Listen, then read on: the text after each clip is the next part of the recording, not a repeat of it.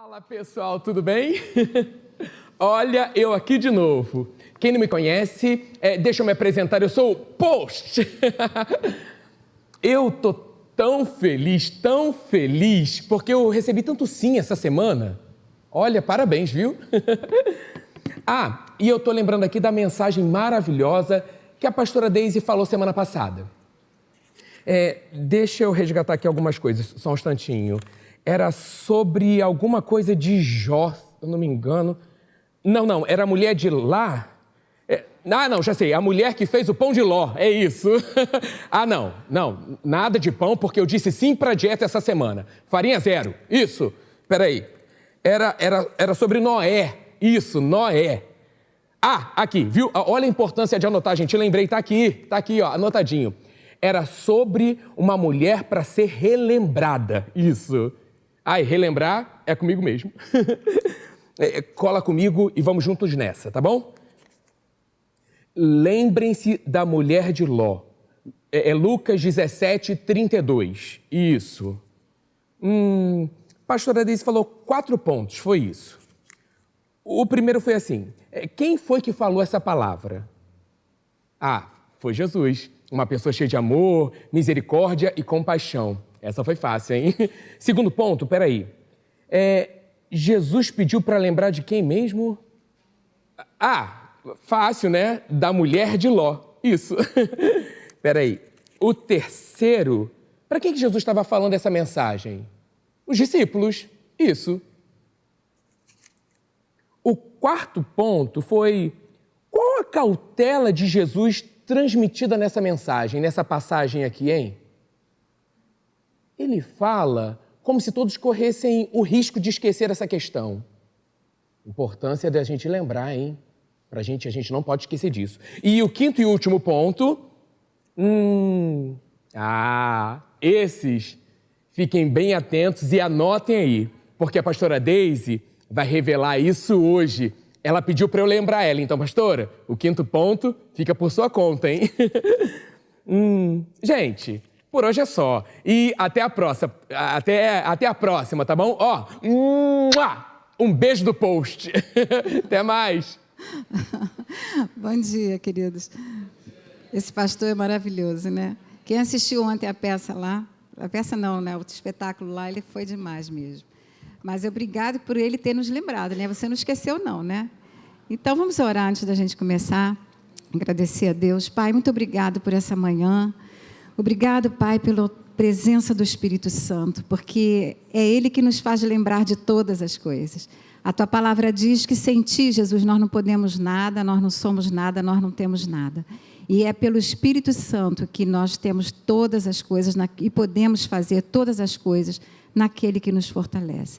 Que o Seu nome seja exaltado nessa manhã, que saiamos daqui mais parecidos com Jesus. E eu Te agradeço por isso em nome de Jesus. Amém. Bom, então, queridos, o Eli mudou para mim a cor, né? Era vermelho, o slide passou para azul, né? E, gente, estou com um iPad novo. Quem pede, recebe, né? Está na Bíblia? Ele tinha esse iPad há 10 anos e ele ganhou de um pastor um iPad novo e agora eu tenho. Então, gente, pede, né? Vocês têm que pedir. Espera aí. Aqui. Então, agora eu tenho esse aqui que é mais tranquilinho para fazer. Então, esse é o título, Uma Mulher para Ser Relembrada. Nós falamos dessa passagem de Lucas 17, 32, você lembra? Lembre-se da mulher de Jó, né? Numa outra passagem de Jó. Ai, Jesus. Está vendo como a gente esquece? É da mulher de Ló. Numa outra passagem, numa outra versão, diz assim: lembre-se do que aconteceu com a mulher de Ló. Jesus está falando, aconteceu alguma coisa. Quer dizer, é uma advertência incrível para nós, né? Mas, gente, eu vou deixar esse ponto quinto para o final da mensagem. Eu prometo que eu vou chegar lá, tá? Mas eu vou fazer uma pergunta aqui. O que essa mulher de Ló, que viveu há milênios de anos atrás, tem a ver conosco hoje? Tudo. Tudo, que se não tivesse, Jesus não teria falado. Então, nós vamos tirar 3 lições, eu botei aqui, para a gente aprender um pouquinho com ela, porque quando ele diz lembrem-se, e vocês vão ver mais na frente o contexto, ele está nos alertando algumas coisas, né? Então, a primeira lição que a gente vai tirar, eu já vou chegar lá no 5º ponto, só um pouquinho, é esse espírito religioso. Então, a gente vai ver o seguinte, que essa mulher, senhora Ló, né?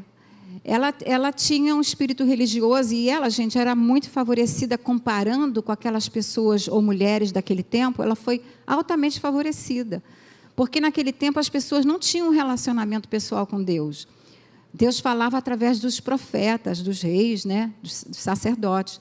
Mas ela foi cair exatamente numa família especial.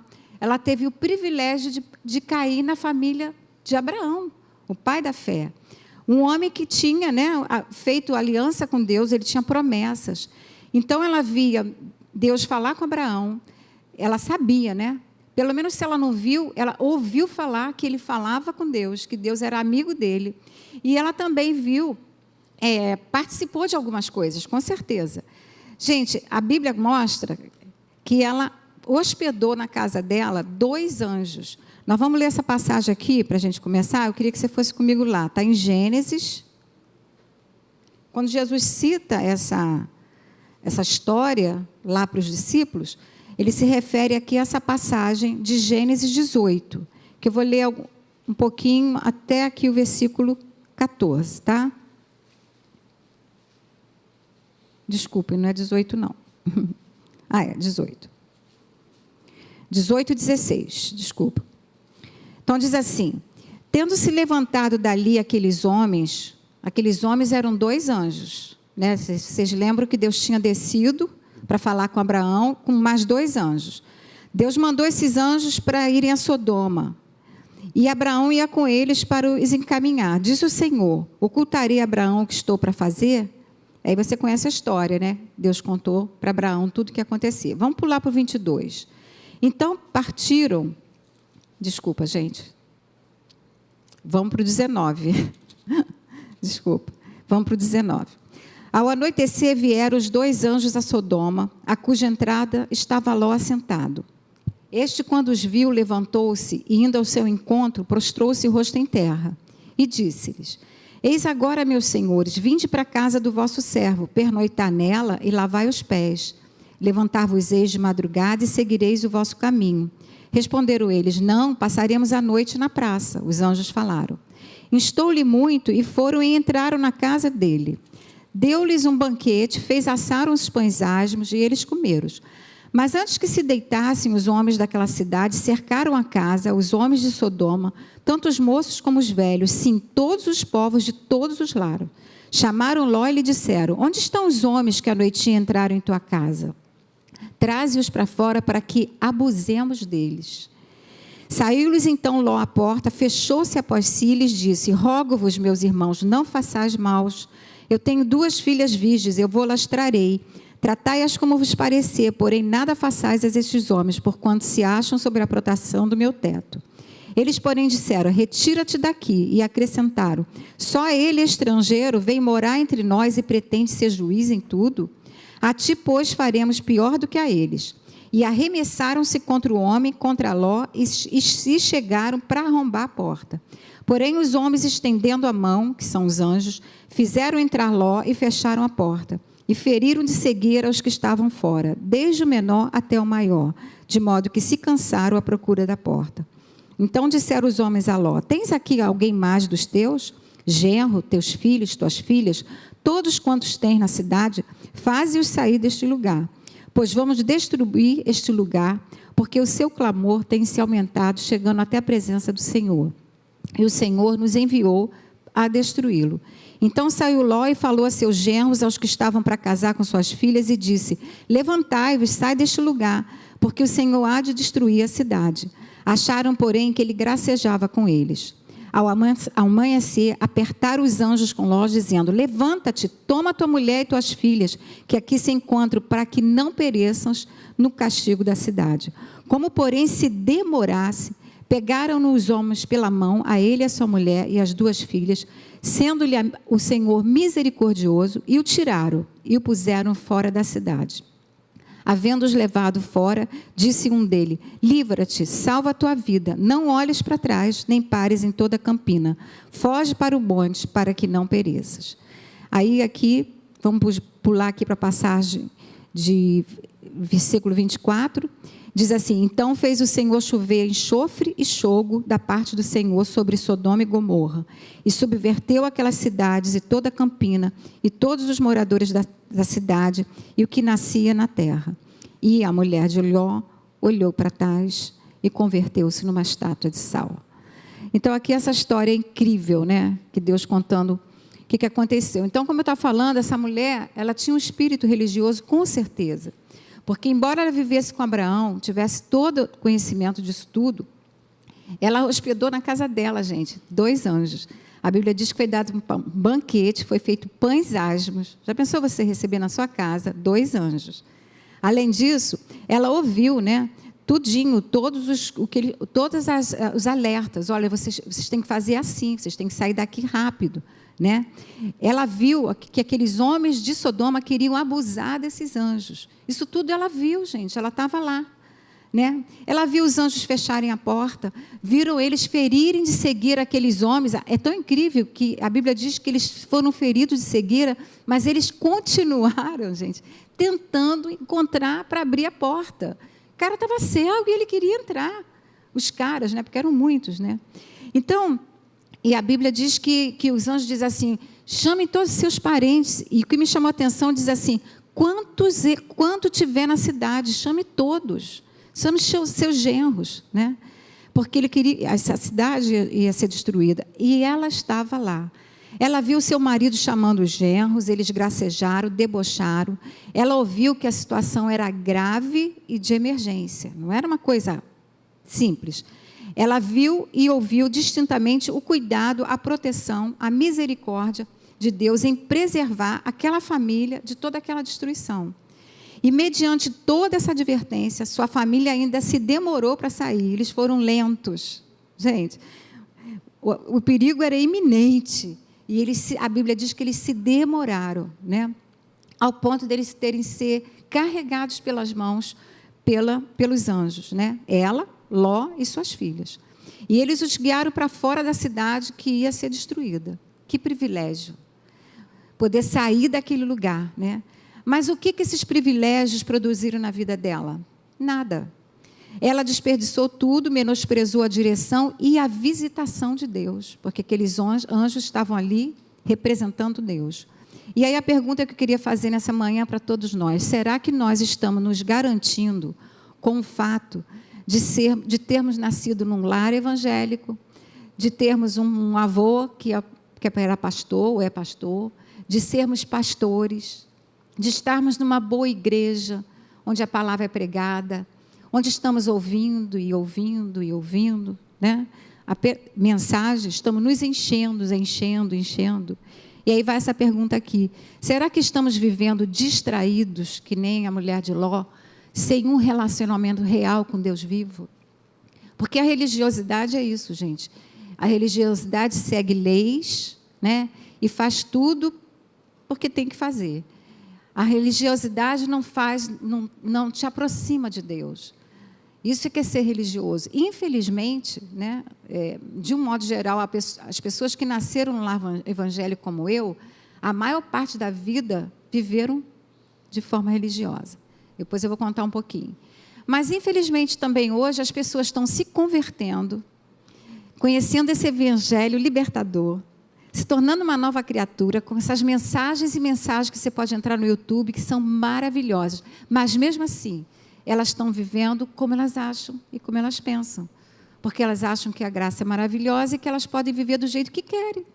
E elas não estão sendo transformadas, ou seja, continuam também religiosas. Não é só aqueles que nasceram no Evangelho. Então, gente, será que nós temos colocado em prática o que nós temos ouvido? Será que estamos desperdiçando o tesouro que é a palavra de Deus? E aí vem essa passagem aqui, que Jesus diz assim: todo aquele, pois, que ouve estas minhas palavras e as pratica, você pode dizer comigo, pratica, ele será comparado a um homem prudente, ou um homem sábio, que edificou sua casa sobre a rocha. Aqui está falando em prática, não está falando de ouvir e não fazer nada, né? Então, isso é um alerta para nós. Nós temos que praticar a verdade, senão, gente, pouco a pouco, nós vamos abaixando o padrão e o nível de valorização e amor pela palavra de Deus. E as nossas mentes vão ficando cauterizadas, anestesiadas, e aí nós vamos perdendo o temor a Deus, vamos nos afastando de um relacionamento com Deus e realmente vamos nos tornar religiosos. Eu vou citar para vocês aqui algo que eu li num dos livros do John Bevere, não me lembro agora qual foi, mas é muito interessante. Ele fala assim, que ele, John Bevere, uma vez, ele estava no Canadá preparando-se para ministrar. Estávamos no meio do louvor e da adoração quando o Espírito do Senhor me fez essa pergunta. John, você sabe o que é um espírito religioso? E ele responde, aí ele só pegou a pergunta e o Espírito Santo respondeu.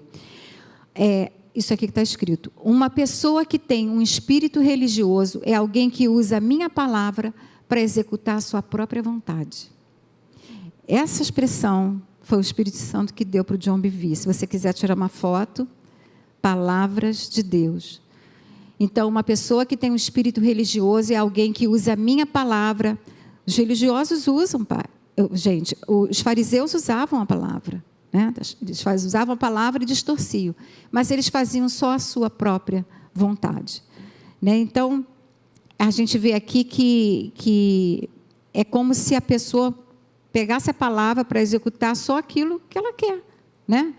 Ou então, moldar a palavra de Deus aos seus desejos, ao invés de obedecer os desejos de Deus. Então, eu diria que essa mulher que tinha um espírito religioso, a gente crê, né, pelo que ela viveu e morreu apenas como uma religiosa e sem a graça de Deus. Misericórdia, fala comigo. Que nós não sejamos essas pessoas, né, que vão viver a sua vida e morrer apenas como religiosos.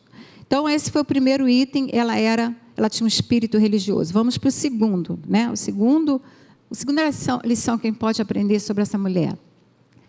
Quando Jesus diz assim, quando diz que ela olhou para trás, né? Eu vou ler aqui a passagem para vocês, nós vamos falar um pouquinho por que essa mulher olhou para trás. Por que será que ela olhou para trás? Se a ordem era bem clara, foge, siga-me, não pare, não olhe para trás. Salva a tua vida, livra-te e não olhe para trás. Então, sobre esse olhar, né? Que parece assim você poderia dizer assim, mas Deise, uma coisa tão trivial, apenas um olhar e uma punição tão severa dessa, será que isso é assim tão forte? Então, a gente vai ver 4 coisas sobre o olhar, nós estamos na segunda parte, tá, gente? Mas dentro dessa segunda parte, nós vamos pegar 4 situações que a gente pode deduzir que aconteceu com a vida daquela mulher, tá? A primeira dela, então, o olhar dessa esposa de Ló pode nos mostrar 4 coisas. A primeira, pode nos mostrar um caráter com rachaduras. O que quer dizer isso, gente? Por exemplo, numa construção, você que é engenheiro, você que estuda, não precisa nem ser engenheiro, se houverem rachaduras numa construção, com certeza ela vai ser abalada. Com o tempo ela vai ser abalada. E a nossa vida ela tem que estar construída sobre a rocha que é Jesus. Jesus é a rocha. E nele nós não seremos abalados.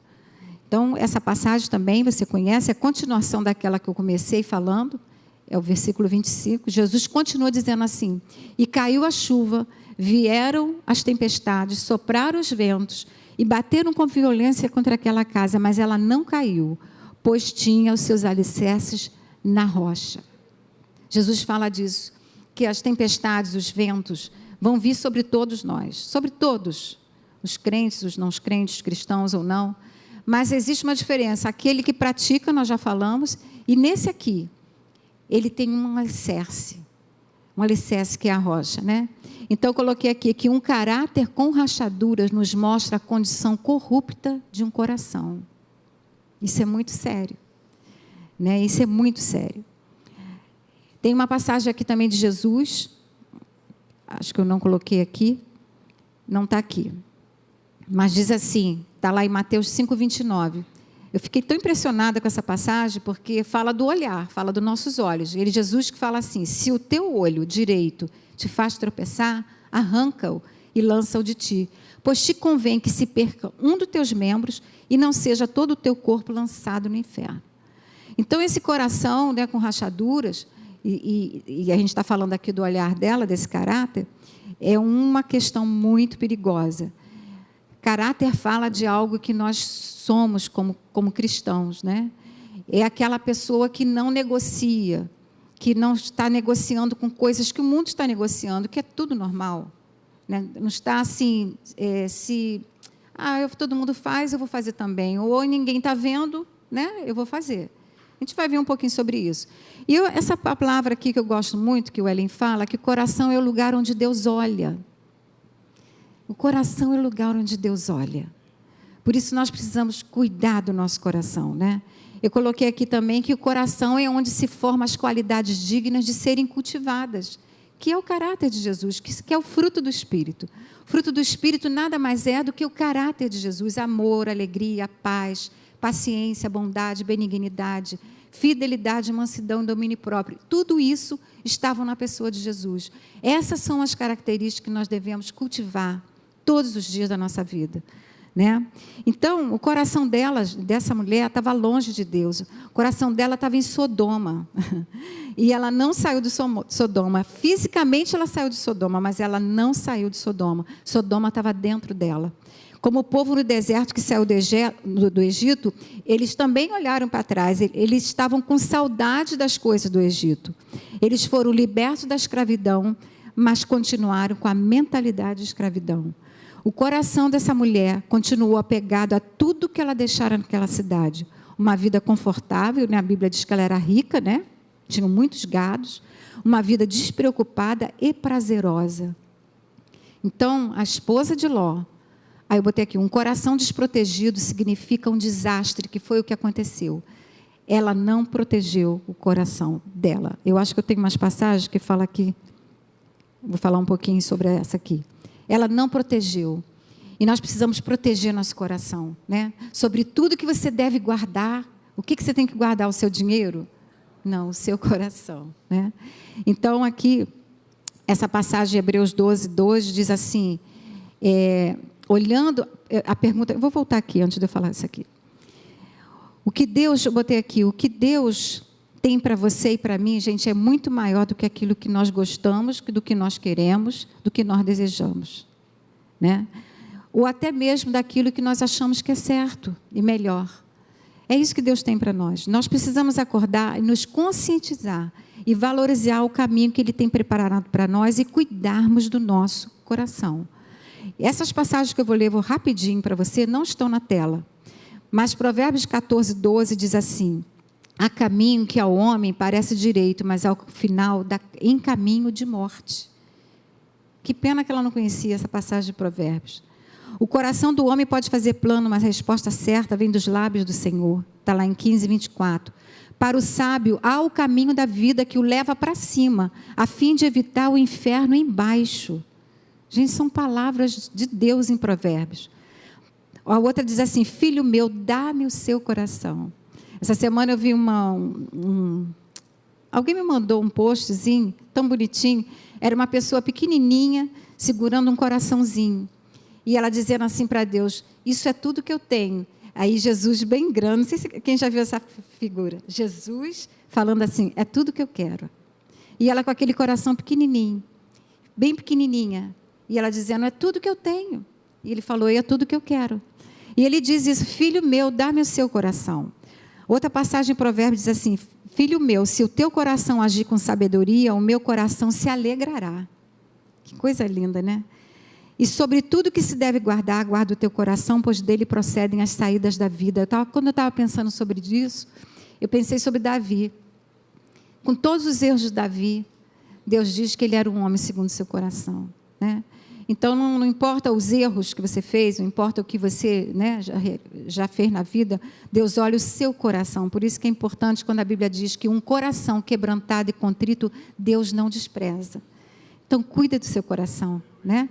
E aí sim, a pergunta seria: para onde nós estamos olhando? Hebreus fala sobre isso, né, o autor.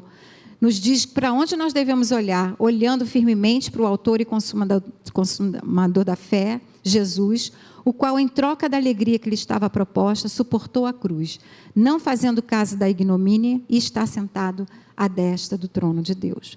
Bom, essa foi a primeira coisa que a gente tiramos sobre o olhar dela. A segunda coisa, pode nos mostrar uma vida de desobediência a uma ordem direta e precisa que foi dada. Foi dada uma ordem direta, gente. Qual foi a ordem? Eu vou ler para vocês, Gênesis 19, 7. Havendo-os levado para fora, acho que está aqui. Havendo-os levado para fora, um deles, aqui são os anjos, falou: livra-te, salva a tua vida, não olhes para trás, nem pares em toda a campina, foge para o monte, para que não pereças. E aí, na segunda parte, diz assim, versículo 26, e a mulher de Ló olhou para trás e converteu-se numa estátua de sal. Então, nós estamos falando aqui sobre desobediência. Que pena. Apesar de todas as oportunidades, advertências, que era sair rapidinho na balada daquele lugar, todos os recursos da graça de Deus, sua mão de misericórdia estendida, mensagens que os anjos trouxeram, ela viu a chuva de enxofre e fogo sobre as duas cidades, né, porque não foi só em Sodoma e Gomorra, destruindo todos e todos. Ela ignorou o comando de Deus, todas as específicas instruções, com mínimos detalhes. Deus estava falando como se Deus falasse assim: Dona Ló, eu não quero te destruir junto com esta cidade. Eu posso te salvar, te livrar. Não pare, mova-se, rápido, mova-se. Né? Não olhe para trás, não olhe para o seu passado, não olhe para as coisas que ficaram para trás. Apenas faça o que eu estou te pedindo. Mas ela escolheu fazer exatamente o que anjo lhe preveniu para não fazer. Ela olhou para trás. Tem uma passagem em Lucas 9, 62, que Jesus diz assim: ninguém que põe a mão no arado e olha para trás é apto para o reino de Deus. Hebreus 2, 1 diz assim: por isso, meus queridos, é preciso que prestemos maior atenção ao que temos ouvido, para que jamais nos desviemos. Está lá em Tiago 2, 1, 22 e 24. Tá? Então, gente, nós como novas criaturas, nós temos um rei e nós temos um Senhor. Né? Quem manda é Ele. Ele é o cabeça.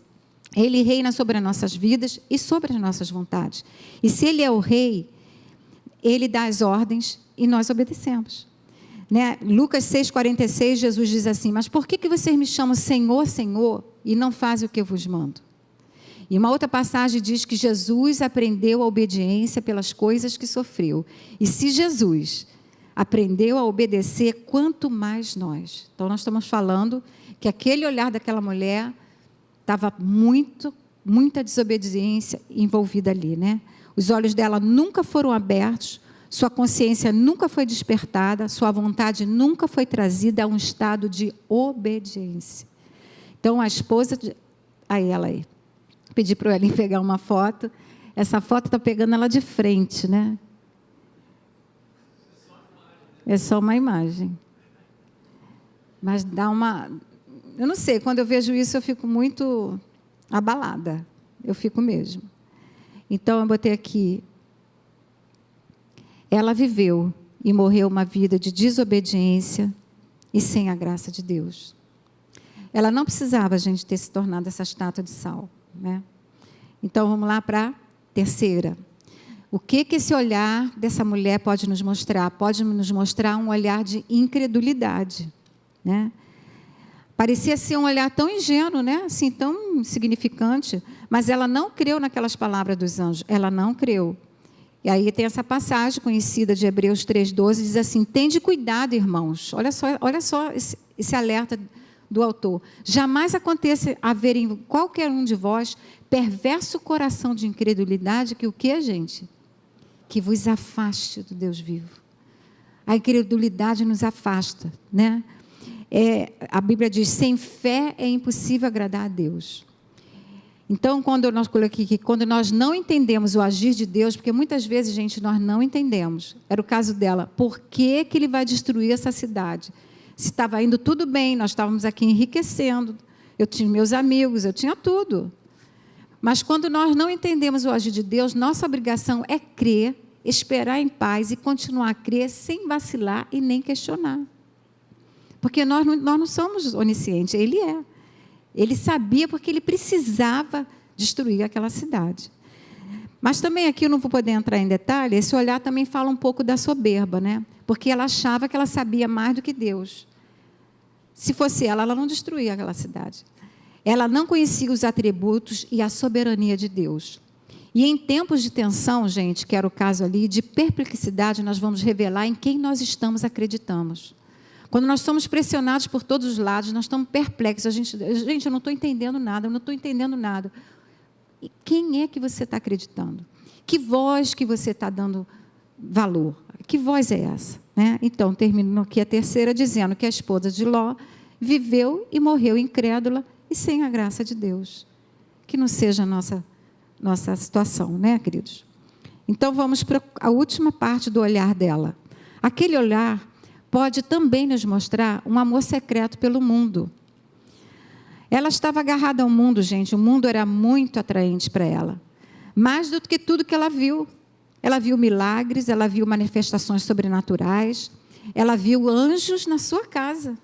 Olha só, dentro da sua casa. Eles dormiram lá, comeram pães asmos.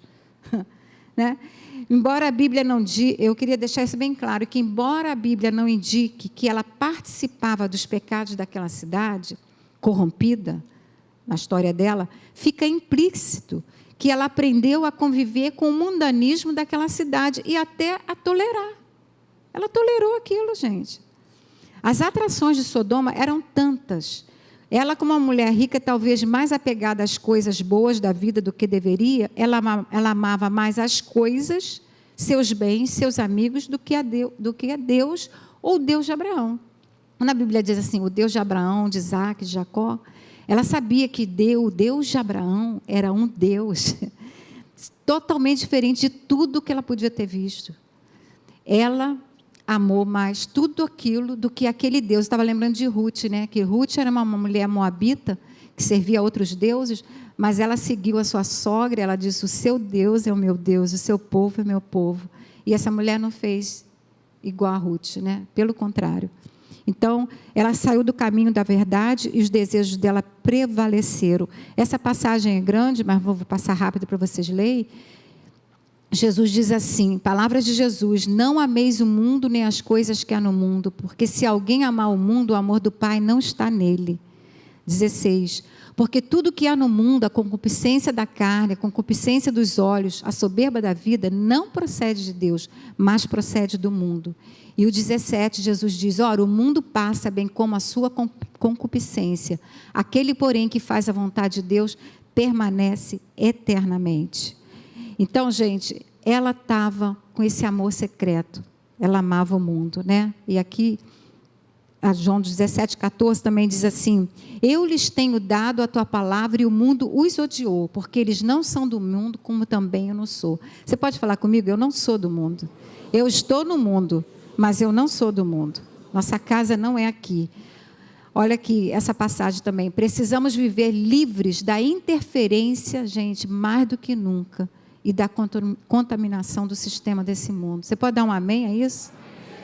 Então, termino dizendo que a esposa de Ló viveu e morreu mundana e sem a graça de Deus. Misericórdia. Né? Bom, isso falando sobre olhar, eu falei primeiro que ela tinha um espírito religioso, falamos sobre o olhar dela, falamos 4 coisas, agora nós vamos para a terceira parte que eu falei, sobre as lições que a gente pode aprender sobre ela. A falta de propósito. Então, gente, ao entrar para aquela família, porque ela foi privilegiada, quantas mulheres gostariam de ser sobrinha de Abraão? Ela poderia ter aprendido muito com seu tio, a servir aquele Deus e ter feito a diferença não só naquele povo, mas na sua família, na sua vida, das suas filhas e da sua geração. Aquela família tinha tudo para impactar aquela cidade. Gente, Deus não pôde responder à intercessão de Abraão. Abraão começou pedindo, Deus, você pode salvar, se tiver 50 justos, você livra aquela cidade? Sim. 40, sim. 30, sim. 20, sim. 10. Gente, Deus não pôde livrar aquela cidade da destruição, porque não existiam 10 justos. E aqui fala o que é aquela família que diz que foi se estendendo as suas tendas até chegar lá dentro de Sodoma. Ló, a Bíblia diz que ele era um homem justo, está lá em Pedro. E o que aquela família fez naquele lugar, né?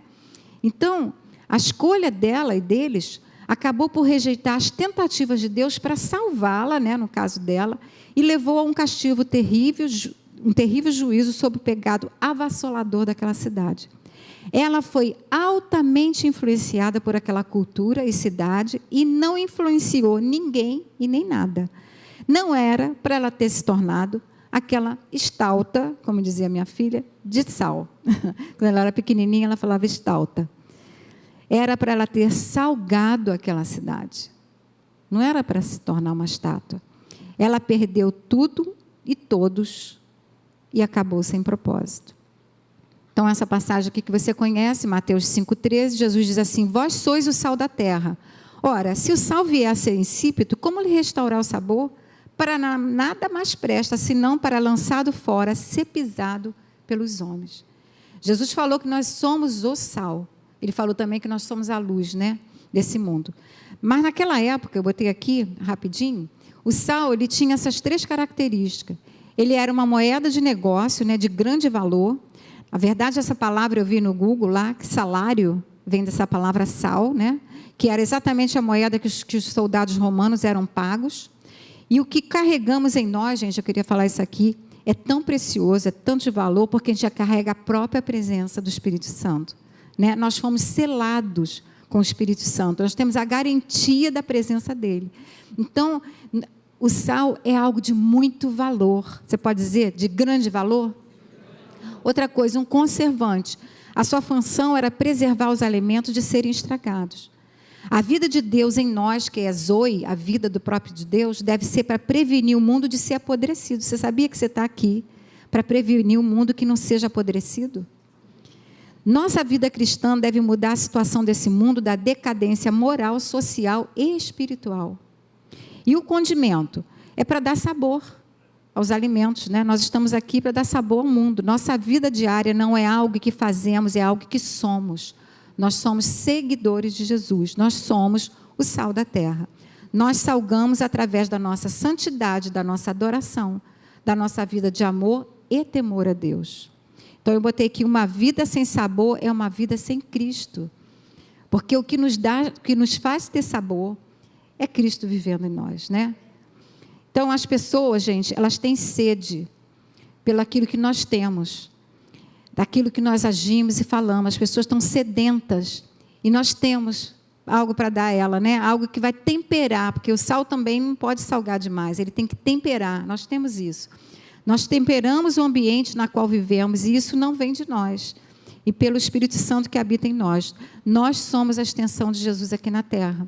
Se ele era a luz do mundo, ele diz que nós devemos ser, nós somos a luz do mundo e nós somos o sal da terra. E essa passagem todo mundo conhece, 1 João 4,17b, que todo mundo conhece, pois segundo ele é, quem é esse ele é aí? Quem é esse ele é? É Jesus. João diz isso, pois segundo Jesus é, também nós somos neste mundo. Jesus veio influenciar, impactar. Nós estamos aqui para impactar, né? Influenciar. E eu coloquei que a maior influência que podemos exercer sobre as pessoas, aqui hoje na terra, é conduzi-las a Cristo. Eu e você. Nós não estamos vivendo para o nosso umbigo, para a nossa vida, para a nossa casa, para a nossa família. Nós estamos aqui com um propósito. E aquela família não conduziu ninguém a Deus. Pelo contrário, toda a cidade, não precisava destruir. Estou até lembrando agora, né, da cidade de onde Jonas foi, de Nínive. Gente, Deus pôde salvar a cidade de Nínive. Você acha que ele não poderia salvar a cidade de Sodoma? Mas não teve ninguém. Jonas foi lá, contra a vontade dele, mas foi, né? Você conhece a história. E Deus salvou aquela cidade inteira. Então, nós conduzirmos a Cristo, gente, é a maior influência que eu e você podemos ter, né? Então, voltando lá para a passagem de Jesus, né? Lembre-se da mulher de Ló. Vou recordar rapidinho com você os pontos que nós falamos. Não sei se vocês esqueceram, o Carlinhos lembrou vocês, o post. Quem foi a pessoa que falou isso? Jesus. Jesus pediu para lembrar de quem? Para quem ele estava falando? Olha, gente, nota 1000, hein? Caramba! Qual a cautela que Jesus transmitiu naquela passagem? Essa ficou mais difícil, né? Esqueceram? É porque ele sabia que nós podíamos esquecer. Ele sabia que nós corríamos o risco e o perigo de esquecer. Por isso que ele falou, lembre-se, né? Então agora, gente, tchan, tchan, tchan, tchan, chegou a quinta parte, o quinto ponto. Foi tão engraçado que eu tenho uma manicure muito querida e ela disse que ia me assistir. E quando eu fui ontem lá, ela disse assim, pastor, eu fiquei a semana inteira querendo saber qual era o quinto ponto. Eu nem sei se ela veio hoje. A Andrea está aí? Não, né? Ela mora bem longe, mas acho que ela está assistindo. Oi, Andrea, um beijo para você, tá? Agora, Andrea, você vai saber qual é o quinto ponto. Qual é o quinto ponto? Qual o propósito de Jesus adverti-los com essas palavras? Lembre-se da mulher de Jó. Você pode repetir comigo? Qual o propósito? Qual era o propósito? Então, agora você vai abrir sua Bíblia lá em Lucas. Nós vamos ver, já estou terminando, tá, gente? Lucas 17. Nós vamos ler algumas passagens aqui. Começando no 20. Lucas 17, 20.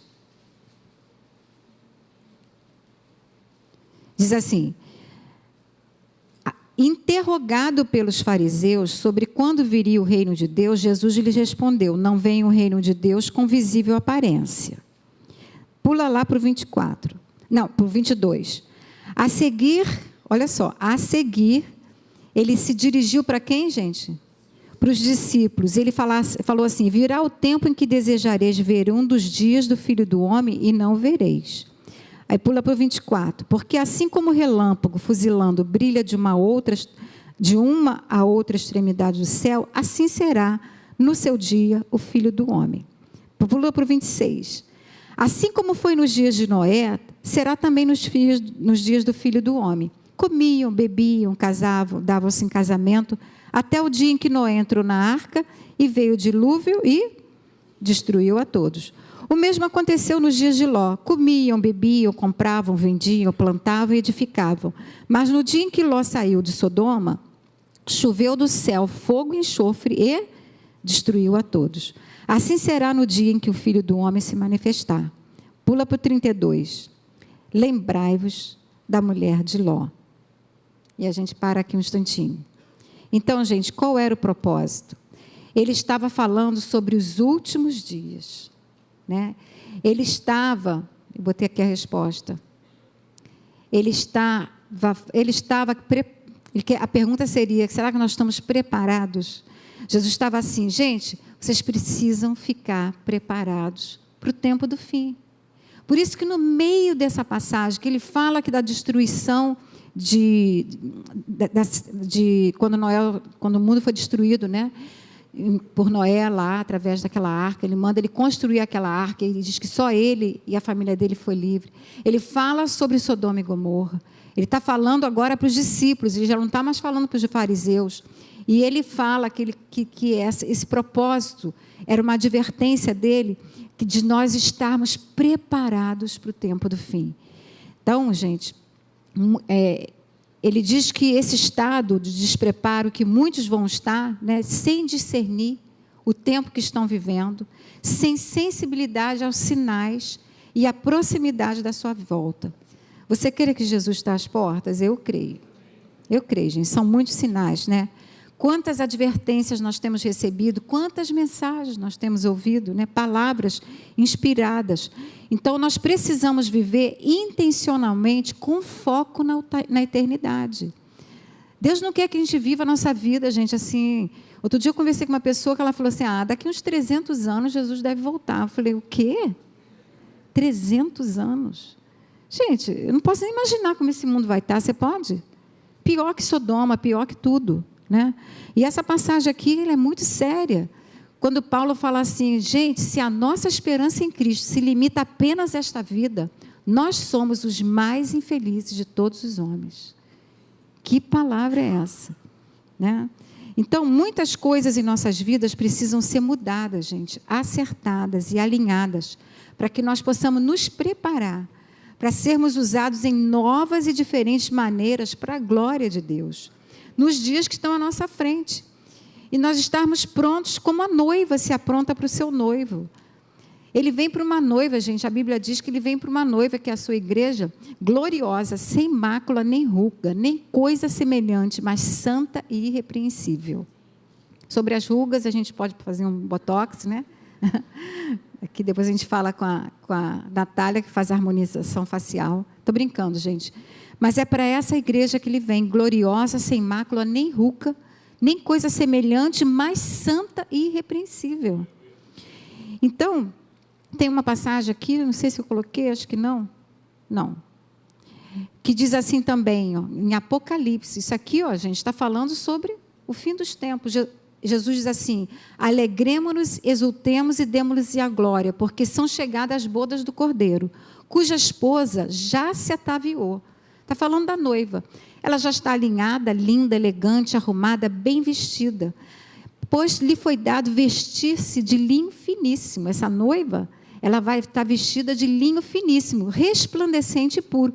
E aí ele explica qual é o linho finíssimo.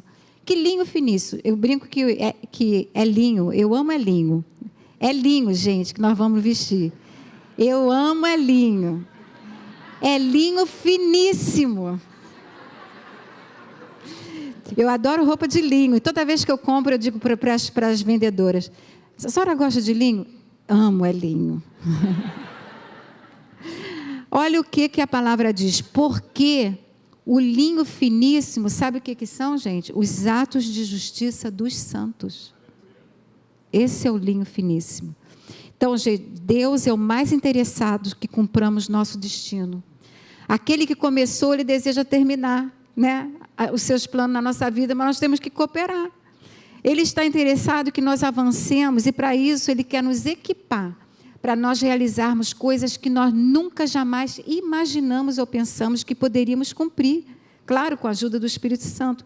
Coisas muito acima, gente, da nossa capacidade e até dos nossos sonhos e limites. Ele deseja que nós, como seus filhos e representantes, possamos estabelecer, aumentar e expandir cada esfera da sua influência aqui na Terra. E isso através, como eu falei, da intervenção total, né, liberdade total do Espírito Santo. Ele deseja que saiamos do padrão das coisas velhas que estávamos acostumados, das tradições e da superfície. Ele deseja nos levar a um nível muito mais profundo. Você pode dar um amém para isso? Gente, eu vou fazer aqui um parênteses, eu vou dizer uma coisa para vocês. Eu vivi muitos anos da minha vida como aquela mulher de Ló, religiosa, fascinada pelo mundo, distraída, com as prioridades erradas, só fazia a minha vontade, sem sabedoria, pouquíssima comunhão com Deus. Eu não conhecia esse pai de amor e muito menos a mim. Se você não conhece seu pai, você não sabe quem é, eu não tinha identidade. Tudo que eu fiz foi por uma conclusão apenas humana. Eu não dava liberdade ao Espírito Santo, botava ele lá naquele cantinho, sentado dentro do banco, sentadinho ali, e ele quase não participava de nada na minha vida. Já pensou? Já pensou, gente? Que vida, né? Mas que bom que Deus não desiste da gente, né? Salvo pela graça, pela bondade dEle, que nos conduz ao arrependimento. Glória a Deus pela bondade dEle, que me conduz ao arrependimento. Obrigada, Pai. Deus não desistiu de mim. Outra coisa, o Elinho não desistiu de mim, gente, porque se eu fosse contar tudo que nós vivemos, porque o Elinho, ele se converteu, ele se tornou um carvalho de justiça, porque ele foi só crescendo. E ele lá de cima olhava e eu lá embaixo era aquela abobrinha, vivendo só na superfície. Quando ele diz que o nome dele é paciência mesmo, porque ele teve muita paciência comigo. Porque eu nasci no lar evangélico, ele não, mas eu era religiosa. E eu não sabia o que era andar por fé, não sabia nada disso. Não sabia o que era ouvir a voz de Deus. Então, gente, eu agradeço a Deus pela bondade dEle, mas eu agradeço a você, amor, por você nunca ter desistido de mim. Nunca, né? Deus sempre nos dará uma nova chance, gente, para recomeçar e colaborar com seus planos. Vamos acordar e sair desse lugar raso e sem propósito. E a pergunta seria o seguinte: como você quer ser lembrada? Como queremos ser lembrados? Como os homens de Deus, Davi, né, que teve seus erros imperfeitos, mas que creram. Ou como aquela mulher de Ló. Não. Gente, esse é o ano da decisão, né? Deixa eu botar aqui atrás. Eu coloquei que dia a dia nós estamos construindo para a eternidade. Tendo isto em mente, nossa vida só faz sentido se tivermos aprendido a andar em amor, produzindo fruto do Espírito. O nosso pensar, falar e viver devem ser diferenciados do mundo, para que possamos impactar outras vidas. Essa passagem de Josué, você conhece, né? A gente fala muito sobre família. Josué diz assim: eu e a minha casa, nós vamos servir ao Senhor. Ele diz assim: porém, se vos parece mal aos vossos olhos servir ao Senhor, escolhei hoje a quem sirvais, se aos deuses a quem serviram os vossos pais, que estavam além do rio, ou aos deuses dos amorreus, em cuja terra habitais. Porém, eu e a minha casa serviremos ao Senhor.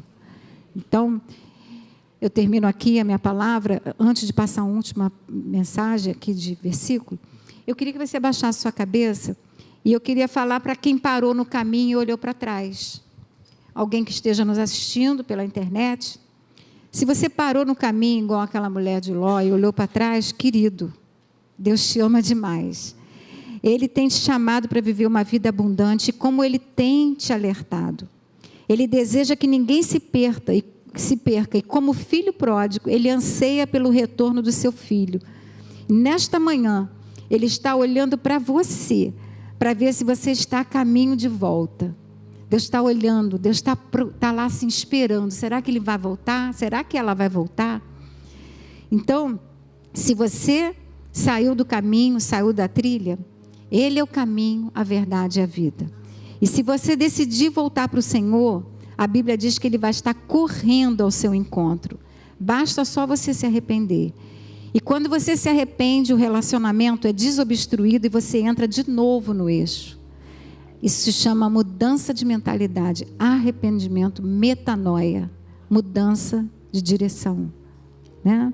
Então esse é um apelo que eu estou fazendo para você que se afastou, né? Que olhou para trás, mas gente, nunca é tarde demais. Deus é maravilhoso, né? Agora eu vou fazer uma oração, se você quiser repetir comigo, senão eu vou fazê-la sozinha, porque eu fiz essa oração várias vezes. Diz assim: Senhor, que eu nunca me esqueça dessa mulher. Também não quero ser lembrado como ela. Eu vou esquecer todo o passado que vivi sem a sua presença.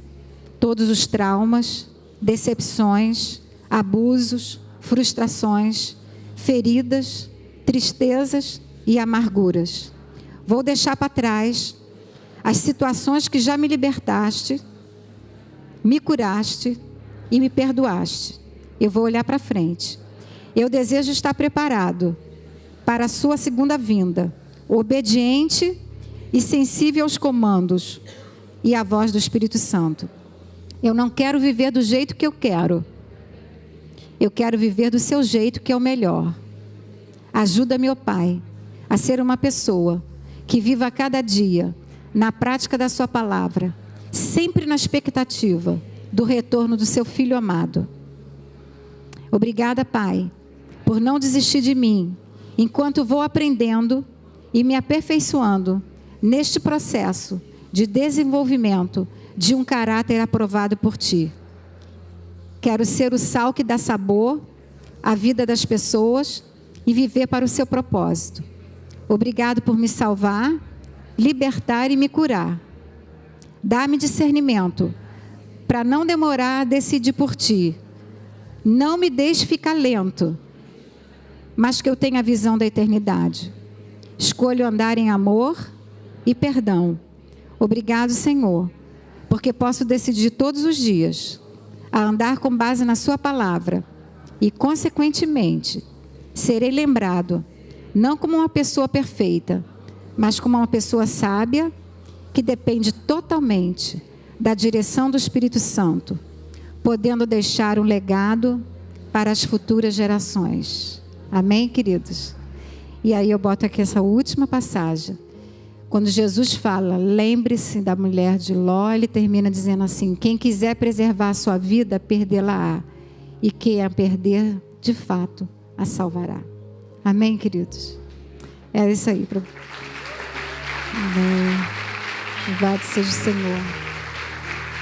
Obrigada, Senhor. Obrigada, Senhor.